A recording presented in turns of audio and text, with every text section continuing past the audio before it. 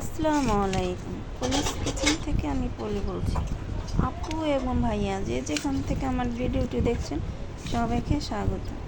আমি আজ ইলিশ মাছের মাথা দিয়ে কচু শাক রান্না করতে যাচ্ছি।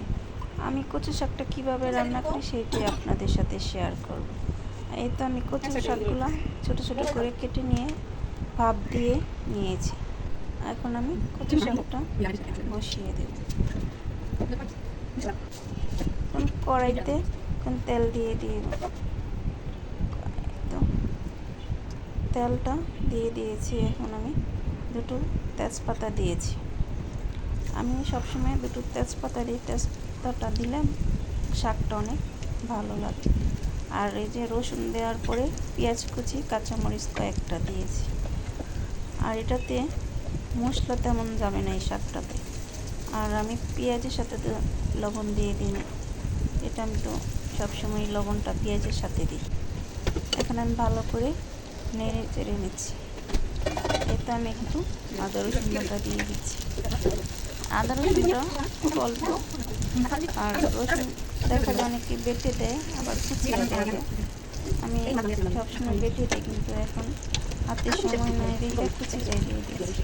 এতে আমি একটু আদা রসুন দেওয়ার পরে একটু সামান্য হলুদের গুঁড়ো এবং একটু মরিচ। এখন আমি মশলাগুলো ভালো করে কষিয়ে নিই। সামান্য একটু কালারটা যেন সুন্দর দেখার জন্য হলুদ আর মরিচের গুঁড়ো। এখন এই তো মাথাগুলো দিয়ে দিচ্ছি। মাথাটা আমি একেবারে শাকের সাথে ভেঙে রান্না করি আমি সবসময়। অনেকে দেখা যায় আমার আনামও রাখে মাছ বা মাথা লেজে। এখন আমি ভালো করে কষিয়ে নিচ্ছি। কষিয়ে নেওয়ার পর আমি শাকগুলো দিয়ে দেবো। এই জন্য শাকগুলো এখন আমি দিয়ে দেবো। আর শাকগুলো একেবারে আমি নরম করে ফেলবো। এই কচু শাকটা খেতে আমার হাতে খুবই মজা হয়, সবাই পছন্দ করে। আমি এইভাবেই কচু শাকটা রান্না করি।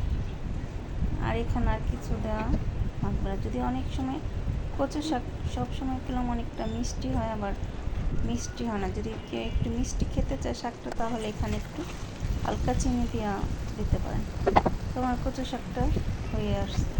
এখন আমি ভালো করে একটু শুকিয়ে নিই। আর কচু শাকটা কেমন হয়েছে আপু এবং ভাইয়া আমাকে কমেন্টের মাধ্যমে জানাতে পারেন। ভালো থাকুন, সুস্থ থাকুন।